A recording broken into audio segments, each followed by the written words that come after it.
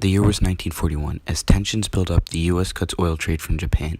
Oil is a necessity. It runs aircrafts, ships, and is a basic military need.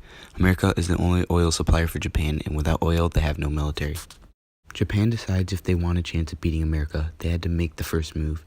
Their only chance was to defeat America's only vantage point, their navy.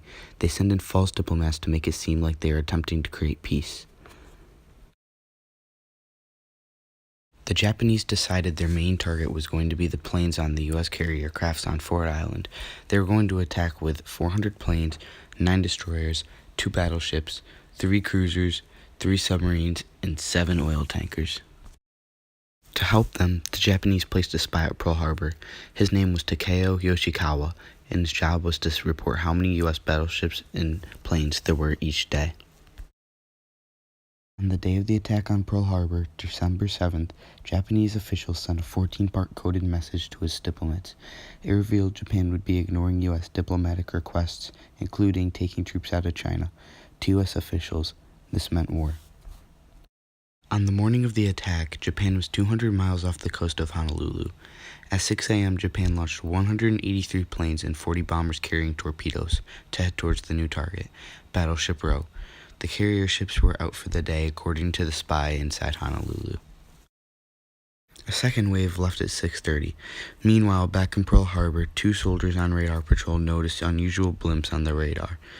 Their commanding officer dismissed the threat as U.S. B-17 bombers heading routinely back from California.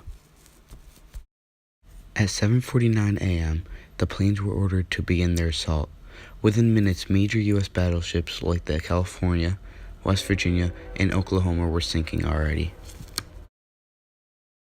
Many Americans thought it was a drill. A lieutenant radioed to all bases and ships that Pearl Harbor was under air raid. Honolulu also interrupted all broadcasting stations to report that all military personnel must report to duty. Since planes were lined up wingtip to wingtip to prevent sabotage, only 14 pilots managed to get off the ground and fight Japanese. When all was said and done, 2,403 Americans were killed and 1,178 were wounded. America now entered the war, only later to defeat the Japanese and end World War II. There is now a USS Arizona memorial for all the people that died on the Arizona. It is right above where the ship sunk. Only a small portion of the ship is visible from above the water.